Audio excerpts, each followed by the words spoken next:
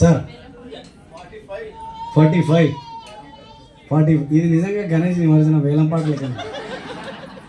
యావరేజ్గా ఎడ్యుకేషన్తో సంబంధం లేకుండా పని చేసినా కూడా అక్కడ వచ్చే యావరేజ్ ఇన్కమ్ 10,000 నుంచి 30,000 రూపాయలు ఉంటుంది మిత్రులారా. నిజమా కాదా? నిజమా కాదా? అందరు అగ్రి ఉన్నారా? ఎడ్యుకేషన్తో కూడా సంబంధం లే, ఏ పని చేసినా 10 నుంచి 30,000 మినిమం ఇస్తారు. అవునా? అందులో కేటగిరీ, ఈ కేటగిరీ వ్యక్తి కూడా అందులో వ్యక్తి. అతను ఒక సాధారణమైన ప్రైవేట్ ఎంప్లాయ్. అతను కూడా కళలు ఉన్నాయి, పెద్ద ఇల్లు కట్టుకోవాలా, పెద్ద లగ్జరీ లైఫ్ లీడ్ చేయాలా, పిల్లల్ని ఇంటర్నేషనల్ స్కూల్లో చదివియాలా, వైఫ్కి బంగారం కొనియాలా, తల్లిదండ్రులను చాలా జాగ్రత్తగా చూసుకోవాలి. ఇవన్నీ కోరికలు అతనికి ఉన్నాయి. కానీ సిచ్యువేషన్ ఏంటంటే 20,000కి అమ్ముడు పోతున్నాడు. సో ఒకరోజు ఇంట్లో రెడీ అయ్యిండు, బయటకు వెళ్ళిపోతున్నప్పుడు వాళ్ళ భార్య వచ్చింది. ఏమండి, రేపటికి సరుకులు లేవు ఇంట్లో, పిల్లలకి ఏం వండి పెట్టడానికి కూడా ఏం లేవు, నువ్వు సాయంత్రం తీసుకొస్తేనే రేపు వండాలి, లేకపోతే ఏం లేదు. చూసిండు, వాళ్ళ వైఫ్ దిక్కు వెళ్ళిపోయిండు.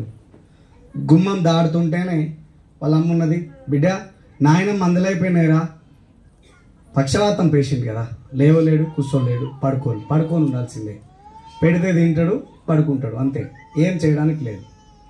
నేను చెప్తున్నా జరా, ఆయనకు అప్లికేషన్ పెట్టుకున్నాం. సో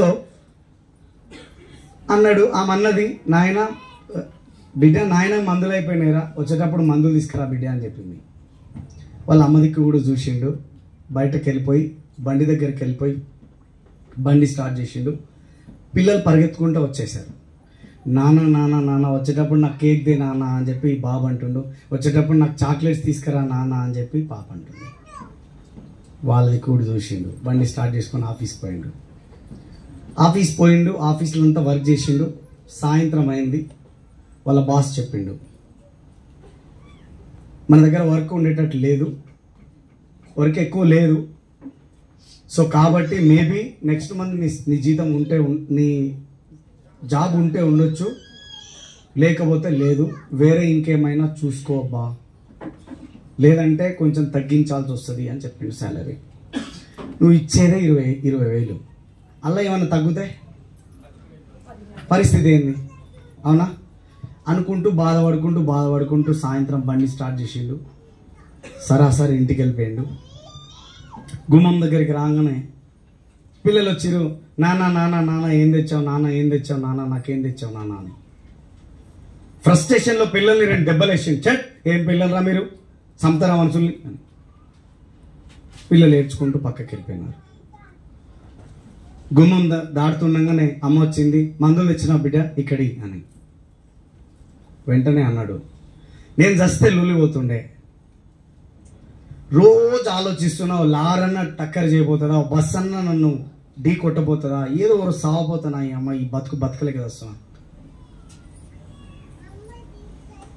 అని ఆ మాట అనేసరికి వాళ్ళమ్మ వెనక్కి వెళ్ళిపోయింది. ఈ మాట విన్న తర్వాత వాళ్ళ భార్య సరుకులు అడుగుతుందా? అడగలేదు. లోపల వెళ్ళిపోయింది బెడ్రూమ్లోకి. కూర్చొని ఆలోచిస్తుండు. ఏమైనా ఛాన్స్ ఉందా? లేదు. ఉంటే ఏం చేస్తుండే కదా. ఆలోచిస్తుండు, అసలు ఏంది నా జీవితం, ఏంది నేను ఏం చేద్దాం అనుకున్నా, నా డ్రీమ్ ఏంది, నేను చేసే పని ఏంది, అసలు నేను ఎట్లా ఆలోచించినా నా లైఫ్ ఎట్లయిపోతుంది, ఏం లైఫ్ ఇది అని చెప్పి ఆలోచిస్తూ నిద్రలో జారుకుండు. పొద్దుగాల అందరు లేచిరు, కానీ ఈయన లేవలే, కొంచెం లేట్గా లేచిండు. లేచి ఆయనకు ఒక శబ్దాలు వినిపిస్తున్నాయి, జనాలు ఏడ్చిన శబ్దాలు వినిపిస్తున్నాయి, చాలా ఎక్కువ ఏడుస్తున్నారు. సడన్గా ఒకసారి లేచిండు. అరే ఏం జరిగింది? ఏం జరిగి ఉండొచ్చు? వాళ్ళ ఫాదర్ చనిపోయిన అనుకున్నారా? బయటకు వెళ్ళి చూస్తే వాళ్ళ పిల్లలు ఏడుస్తున్నారు, వాళ్ళ మిస్సెస్ ఏడుస్తుంది, వాళ్ళ అమ్మ ఏడుస్తుంది, వాళ్ళ నాన్న కూడా ఏడుస్తుంది. ఆశ్చర్యకరమైన విషయం. అరే ఏంది, ఏమైంది అని చెప్పి ఇంకా కొంచెం అసుంటకు జరిగితే ఆడ పడి ఉన్న శవం అతందే. పిల్లలు అడుగుతున్నారు, నాన్న ఇంకేం అడిగాను నాన్న జీవితంలో, నిన్ను అసలు ఏం అడిగాను నాన్న, చాక్లెట్ అడగను నాన్న, బిస్కెట్ అడగను నాన్న, నేను ఏం అడగను నాన్న, నువ్వు లేనానా, నువ్వు లేనానా ప్లీజ్ లేనానా అని. వాళ్ళ మిస్సెస్ అంటుంది, నన్ను ఎందుకు మోసం చేసినావు, నాతో ఉంటా, ఇన్ని సంవత్సరాలు ఉంటా, నేను ఉండేదాకా నీతో ఉంటానన్నావు కదా, నన్నెందుకు మోసం చేసినావు అని వాళ్ళ మిస్సెస్ అడుగుతుంది. వాళ్ళ అమ్మ అంటుంది, దేవుడా నీ మీద మన్ను పోయా, నువ్వు ఎంత నష్టపోనిరా, నన్ను తీసుకుపోతే ఏమైందిరా, నా భర్తను తీసుకుపోతే ఏమైంది, మా ఇద్దరిని కాలు చాపుకొని కూర్చున్నాం, మేమిద్దరిని దొరకపోతే నీకేమైందిరా, ఆయమన్న నా కొడుకుని తీసుకుపోయినావు, ఇలా కుటుంబాన్ని మొత్తం రోడ్డు పాలు చేసినావు, ఇలా నా కుటుంబానికి ఉన్న దిక్కే నా కొడుకు నాకు దూరం చేసినావు, దేవుడా నువ్వెంత, అది నీ మీద మన్నుపోయా.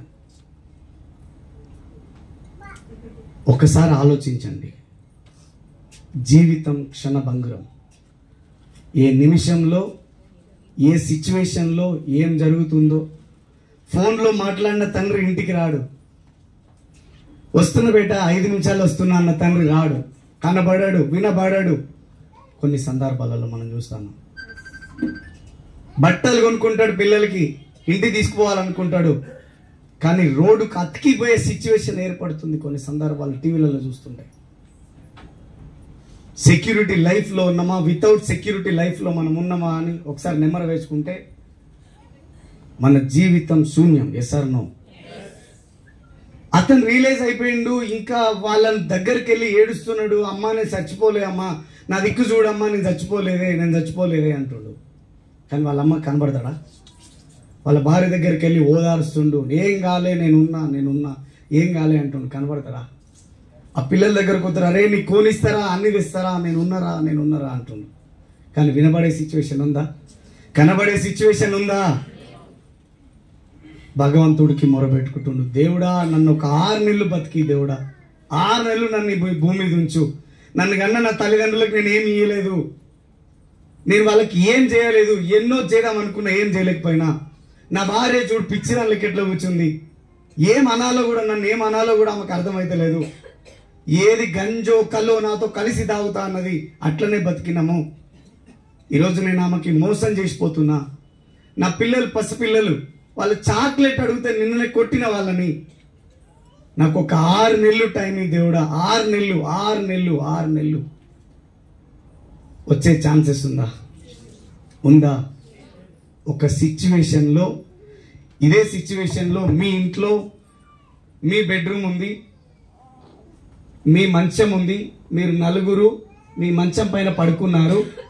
ఇక్కడ నుంచి మీ ఫాదర్ అనే వ్యక్తి బయట వచ్చి 2 గంటలకి ఇక్కడ చూస్తే వీళ్ళు హ్యాపీగా పడుకుంటారా, ఇబ్బంది పడతారా? హ్యాపీగా పడుకుంటారా, ఇబ్బంది పడతారా? ఎందుకు? ఆ మిస్సెస్ అనుకుంటుంది, మా ఆయన ఉన్నాడు, నాకేం ఇబ్బంది లేదని. Yes or no? పిల్లలు, మా అమ్మ మా నాన్న ఉన్నారు, నాకేంటి ఇబ్బంది అని. మిత్రులారా ఈ మాట అనొద్దు, కానీ అంటున్నా, గుర్తు చేస్తున్నా. ఆయన అనే వ్యక్తి లేకపోతే వాళ్ళంతే హ్యాపీగా నిద్రపోతారా? ఒకసారి మీరు ఆలోచించండి. ఒకవేళ వాళ్ళు లేకపోయినా వాళ్ళు హ్యాపీగా ఉంటారు అంటే ఈ అవకాశం మీకోసం కాదు, దయచేసి క్షమించండి. ఒకవేళ వాళ్ళు పడే ఆర్తనాదాలు కనుక మీ చెవులకు వినిపించినా, మీ కళ్ళకు కనిపించినా, ఈ రోజు నుంచి మీ బిజినెస్ ని మీరు ఇంకొంచెం బ్రహ్మాండంగా బిజినెస్ పెంచాల్సిన అవసరం ఉన్నది. ఎందుకంటే తుమ్మితే ఊసిపోయేదే మన బతుకు. ఏ రోజు చివరిది కాదు. ఎక్స్పైరీ లేని ప్రోడక్ట్ మనం. ఒక చాక్లెట్ ఉంది, దానికి ఎక్స్పైరీ ఉంటుంది. ఒక పాల డబ్బా ఉంది, దానికి ఎక్స్పైరీ ఉంటుంది. ఏదైనా ఒక వస్తువు ఉంది, దానికి ఎక్స్పైరీ ఉంటుంది. కానీ మనకి ఎక్స్పైరీ లేదు. నిన్న అనేది గడిచిపోయిన గతం, రేపు అనేది దేవుడిచ్చిన వరం. అవి తలుస్తూ బతకాలు తప్పిస్తే అంతకు మించింది మన దగ్గర ఏం లేదు. సి నారాయణ రెడ్డి ఒక మాట అంటాడు, ఎవడికి కావాలో ఓడిన వాడి సంజాయిషి, వాళ్ళకు కొట్టుకుపోయిన వాడికి లోకం జలసమాధి కడుతుంది, అదే ఒడ్డున చేరిన వాడికి లోకం వంగి సలాం కొడుతుంది అని చెప్పేసి. ఏదైనా ఇప్పుడే చెయ్యి. నువ్వు ఏదనుకున్నా ఇప్పుడే చెయ్యి. ఏ పని చేయాలన్నా ఇప్పుడే చెయ్యి. ఎక్కడ నువ్వు నిలబడాలన్నా ఇప్పుడే చెయ్యి. ఇప్పుడే నిలబడు. ఎందుకంటే రేపుకు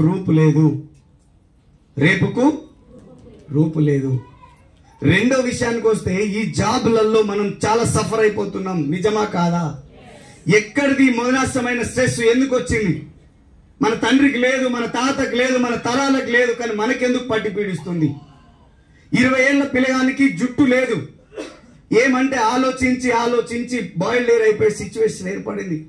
12 ఏళ్ల పిల్లగానికి తెల్లంటికలు వస్తున్నాయి, ముసలోళ్ళు కూడా లేవు. 10 ఏళ్ల పిల్లలకి పళ్ళు 2 సార్లు ఊసిపోతున్నాయి. కానీ వెనకట్లు 95 ఏళ్ళు బతికిండు మా తాత, ఒక్క పండ్లు ఊళ్ళే. మరి ఎందుకు ఇవన్నీ జరిగిపోతున్నాయి? మనం తినే తిండి కారణమైంది, మనం పీల్చే గాలి కారణమైంది, మనం తాగే నీళ్లు కారణమైపోయి ఉన్నాయి. అట్లాంటి సిచ్యువేషన్ లో నా ఫ్యామిలీని నేను సెట్ చేసుకోవాలి అంటే గనక ఖచ్చితంగా నేను ఎక్స్ట్రా మైల్ వర్క్ చేయాల్సిందే. అవునా కాదా? అవునా కాదా? సో అసలు జాబ్ లో మనం ఇందాక మాట్లాడుకున్నాం మన జీతం ఎంత కథ అని చెప్పి. ఎంత మాట్లాడుకున్నాం చూడండి. 30,000 మన జీతం ఉండింది, ఇంటూ 12 నెలలు ఎంత అవుతుంది? 3,60,000 అవుతుంది. 3,60,000 ఇంటూ ఎన్ని సంవత్సరాలు పనిచేస్తాడు ఒక వ్యక్తి? 30 ఏళ్ళు పనిచేస్తాడు. Yes or no? అంటే ఎంత అవుతుందండి? 1 కోటి మాట్లాడతలేదు. ఎంత అవుతుంది? 1,08,00,000 అవుతుంది. సార్ 30,000 జీతం 30 ఏళ్ళు చేస్తే 30,000 ఇస్తారా? ఇంక్రిమెంట్లు అవి, దసరా పండుగ, దీపావళి పండుగ, బాస్కో కొడుకు పుట్టిండో బిడ్డ పుట్టిండో ఏదో ఇస్తారా? అయ్యారా? అవన్నీ లెక్క కడితే ఎన్ని పైసలు రాదాం? మాట్లాడండి మిత్రులారా. 50 లక్షలు రాద్దామా? చూడండి 50 లక్షలు. Yes sir no? 50 లక్షలు రాసినాం. టోటల్ ఎంత అవుతుంది? 1,58,00,000. నేనేమంటున్నా, డ్రీమ్ గురించి మాట్లాడట్లే. మొదట మీకు డ్రీమ్ గురించి గుర్తు చేసిన కానీ ఇప్పుడు నేను డ్రీమ్ గురించి మాట్లాడతలేను. ఒక సాధారణమైన ఒక వ్యక్తి తన కళలు ఏముంటాయి? అరే నాకు ఇవి ఉంటే చాలు. ఒక ఇల్లు ఉండాలి. Yes sir no? ఓ పాతదో కొత్తదో కారు ఉండాలి, ఇంతో అంత ఇన్వెస్ట్మెంట్ ఉండాలి, దాచుకోవాలి, ఇంత ఖర్చు పెట్టుకోవాలి. Yes sir no? అంతేనా? ఇంకేమైనా ఉన్నాయా? అది డ్రీమ్ అవుతుంది ఇంకేమైనా ఉంటే. సో ఇక్కడ చూద్దాం, సాధారణమైన ఒక వ్యక్తికి ఒక హోమ్ కావాలి హైదరాబాద్ లో, ఎన్ని పైసలు అవుతుంది? ఎంత అవుతుంది? 1 కోటి రూపాయలు అవుతుందా? మరి కారు చెప్తా. Car petrol, car EMI, car servicing మొత్తం లెక్క కట్టి చెప్పు. జీవితం మొత్తానికి. హలో, ఐఏఎస్ ఎగ్జామ్ పెడితే కూడా ఇంత ఆలోచించకపోయింది. ఎంత అవుతుండొచ్చు భాయ్ సార్? 50 లక్షలు రాద్దామా? అది మనకు కలిసి వచ్చే మాట, అదే రాద్దాం. 50 లక్షలు రాద్దాం. సో తర్వాత ఇన్వెస్ట్మెంట్ ఎంత ఉండాలి? ఇది అంతే, మనకు కలిసి వచ్చింది అదే 1 లక్ష. ఇంకోటి ఖర్చులు ఉంటే ఖర్చులు కూడా పెడతాం కదా ఎన్నో అన్ని. అవో ఇవో, పుట్టినోడో చచ్చినోడో ఉన్నోడో పోయినోడో ఏదో ఉంటుంది. దానికి కూడా 50 రాద్దామా? 50 రాద్దాం. ఎంత అవుతున్నాయి? యావరేజ్ ఎంత అవుతుంది? హలో, 2.5 కోట్లు అవుతుంది. అవునా? మరి ఇది ఇప్పుడు మన యావరేజ్ డ్రీమా, పెద్ద డ్రీమా? ఇంకా ఇంతకంటే ఘోరం లేదన్న వాళ్ళకి గురించి మాట్లాడుతున్నాం మనం. Yes sir no? ఈ ఘోరం మంచిగానే ఉంది కానీ మరి ఈ ఘోరం ఏముంది? లెక్క పెట్టుర్రి. 2.5 కోట్ల నుంచి 1,58,000 తీసేయండి, ఎన్ని పైసలు అవుతుందో చెప్పండి.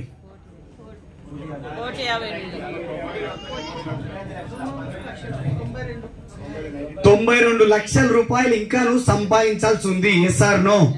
మరి ఏడదేస్తారు మీరు?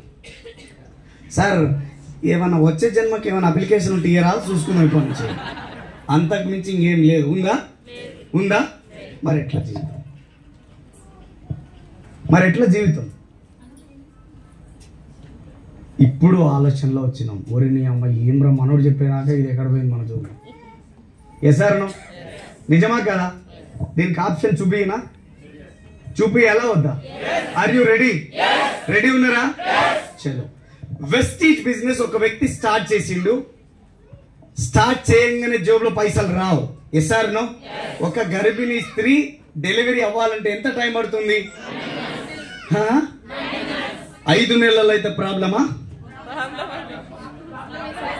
అనేటోళ్ళ మాట వినకండి. అది ఎంత నిజమో ఈ బిజినెస్ లో కూడా డబ్బులు అనేది ప్రాసెస్ టు వేలో రావడం అంతే నిజం. ఇక్కడ ఒక వ్యక్తి బిజినెస్ స్టార్ట్ చేస్తాడు, ఏ అనే జంక్షన్ ఉంటది, వెస్టీజ్ లో జాయిన్ అవుతాడు. ఆధార్ కార్డు ఇచ్చి 2 నెంబర్లు కొట్టి ఏదో మీకు ఐడి నెంబర్ వచ్చినంత మాత్రాన జీవితం మారిపోతుందా? మారిపోతుందా? మారదు. ఇక్కడ నేను జాయిన్ అయిన తర్వాత కొంత ప్రొడక్ట్ తీసుకున్నాక నేను డిసిషన్ తీసుకోవాలి. సార్ నో, నేను డిసైడ్ అయిపోవాలి నా జాబ్ తో పాటు నేను బిజినెస్ చేస్తా అని నేను డిసైడ్ అయిపోవాలి. అవునా? నెక్స్ట్ స్టెప్ ఏముంది? బి అనేది. ఈ బి అనే జంక్షన్ ఏముందంటే బిజినెస్ చేయడానికి డిసైడ్ అవ్వాలి. ఏమవ్వాలి? డిసైడ్ అవ్వాలి. ఈ డిసైడ్ అవ్వడానికి ఎంత టైం పడుతుంది అంటే 1 సెకండ్, 1 నిమిషం, 1 గంట, 1 రోజు, 1 వారం, 1 నెల, 1 సంవత్సరం కూడా పట్టొచ్చు. ఇంత టైంలో నువ్వు డిసైడ్ అయితే ఇక్కడ నుంచి సి అనే జంక్షన్ ఉంటది, దీన్ని బ్రాంచ్ డైరెక్టర్ అంటారు. ఇది రావాలంటే 20,000 ఇన్కమ్ ఉంటది. ఇది రావడానికి 90 రోజుల టైం పడుతుంది. ఎంత పడుతుంది? 90 రోజుల టైం పడుతుంది. ఒక వ్యక్తి 1 సంవత్సరం డిసిషన్ తీసుకోలేదు, సంవత్సరం తర్వాత డిసిషన్ తీసుకుండు అంటే అతని ఇన్కమ్ ఎప్పుడు వస్తుంది? 20,000 ఎప్పుడు? సంవత్సరము ప్లస్ ఎన్ని రోజులు? 15 నెలలు. Yes or no? 15 నెలలకి నీకు 20,000 వస్తుంది. వెస్టీజ్ లో ఎవరికి డబ్బులు ఇట్లా సల్లరు. ఇంకోటి రెండోది, మీకు అనుభవం లేకుండా డబ్బులు ఇయ్యదు కంపెనీ, అసలు ఇయ్యదు. మట్టి నాకాల కింద పడి అక్కడి నుంచి లేచి రావాల పైకి. అప్పుడు డబ్బు వాల్యూ తెలుస్తుంది. అప్పుడు డబ్బు వాల్యూ తెలుస్తుంది. చిన్న పిల్లోడు స్కూల్కి పోయే పిల్లోడికి మీరు 100 రూపాయలు ఇచ్చి చూడండి, రోజు 100 రూపాయలు ఇచ్చి చూడండి. 10 రోజుల తర్వాత 100 ఇయ్యకండి. మీ ఇంట్లో బీరువాలు, పోపుల డబ్బాలు మొత్తం చెక్ చేస్తాడు వాడు. ఎందుకు అంటే అది easy money. Yes or no? ఈజీగా వచ్చింది కాబట్టి ఈజీగా రావాలనుకుంటాడు. కానీ వెస్టీజ్ లో ఈజీ మనీ రాదు. మీరు డిసైడ్ అయితే, మీరు డ్రీమ్ చేసి ఆ డ్రీమ్ కి మీరు ప్రాణం పోసి మీరు డిసైడ్ అయితేనే మీకు ఇన్కమ్ రావడం స్టార్ట్ అవుతుంది. సో ఇక్కడ చూడండి, ఒక వ్యక్తి 1 నెలలో డిసిషన్ తీసుకుండు 30 days లో. మరి ఇప్పుడు ఎప్పుడు వస్తుంది 20,000 అంటే 4 నెలల తర్వాత మాత్రమే ఇన్కమ్ వస్తుంది. అవునా కదా? ఈ లెక్క ప్రకారంగా మనం చూసుకుందాం. ఇప్పుడు వెస్టీజ్ లో మనం జాయిన్ అయినాం, 90 రోజులు అవుతుంది, మన ఇన్కమ్ ఏం రాలేదు. గవే 300-500 రూపాయలు వస్తుంది. చేస్తారా? బంద్ చేస్తారా? చేస్తారా? బంద్ చేస్తారా? ఒకవేళ 6 నెలలు అయింది కానీ 1000 రూపాయలు ఇన్కమ్ వస్తుంది. చుట్టాలు అందరు ఇజ్జత్ అందరు ఇస్తారు. ఏమిరా ఈ 1000 రూపాయల కోసానికి ఈ బిజినెస్ చేస్తున్నావా? ఓడరని చెప్పింది బిజినెస్ అని చెప్పి. చేస్తారా? బంద్ చేస్తారా? చేస్తారా? బంద్ చేస్తారా? బంద్ చేస్తాం సార్ అంటే నాకు తెలియదు. బంద్ చేస్తామంటే నాకు తెలియదు. మీ ఇంటికి వస్తారు, ఆ గోడ మీద బొమ్మను చూస్తారు, నవ్వుతారు. నవ్వాలి, వాళ్ళు నవ్వాలి. నవ్వినప్పుడు వీలైతే ఒక సెల్ఫీ తీసుకోరి, నవ్విట్టనే ఉండాలి దేవుడా అని సెల్ఫీ తీసుకోరి. మేము చేసినప్పుడు కూడా మాకు హారతి ఎవడు నవ్విరు. మాకు కూడా ఇప్పుడు పిచ్చోడని మా అమ్మను ఓ పక్క తిట్టడం, మా నాన్నను ఓ పక్క తిట్టడం. మీకన్నా బుద్ధి ఉండాలి అని ఎప్పుడు చేతికి వచ్చినోడు రోడ్ల మీద తిరుగుతుండు, వాడు ఏం పని లేదు పాట లేదు, తింటుండు తిరుగుతుండు, 1 కోటి రూపాయలు అంటాడు, లగ్జరీ హౌస్ అంటాడు. వానికి ఓనికన్నా చూపి, లేకపోతే ఇంత మంత్రమాన్ని ఏపీరానికి అని. ఇట్లుండే పరిస్థితి. మమ్మల్ని ఎవడు పొగుడులే, మమ్మల్ని కూడా తిట్టినారు. ఎవరి కోసం చేసినావు సార్ నువ్వు బిజినెస్ అంటే, ఆ నవ్విన మామ కోసం చేసిన, ఆ నవ్విన కాక కోసం చేసిన, నవ్విన దోస్తుల కోసం చేసిన, చుట్టాల కోసం చేసిన, వాళ్ళ కోసమే చేసిన ఈ బిజినెస్. పైగా దేవుడికి ఒక కోరిక కూడా కోరుకున్నా. ఏమనంటే, దేవుడా దేవుడా దేవుడా నువ్వు ఎవరినన్నా దొరకపో, ఈ నవ్వినోళ్ళు తప్ప, ఈ నవ్వినోళ్ళు తప్ప ఎవరినైనా తోలుకపో. ఎందుకంటే నేను రేపటి నాడు పోయి 2.5 కోట్ల ఇల్లు కొంటా. సినిమా థియేటర్లో పోయి సినిమా చూసే వీడియోలు ఎవరు చూడాలి? అరే ఎవరు చూడాలి ఈ వీడియోలన్నీ? ఎవరు చూడాలి? పెద్ద కారు కొనుక్కొని తిరుగుతా అని చెప్పిన, మరి అది ఎవరు చూడాలి? వాళ్ళు పోతే నేను ఎవరికి చూపించాలి?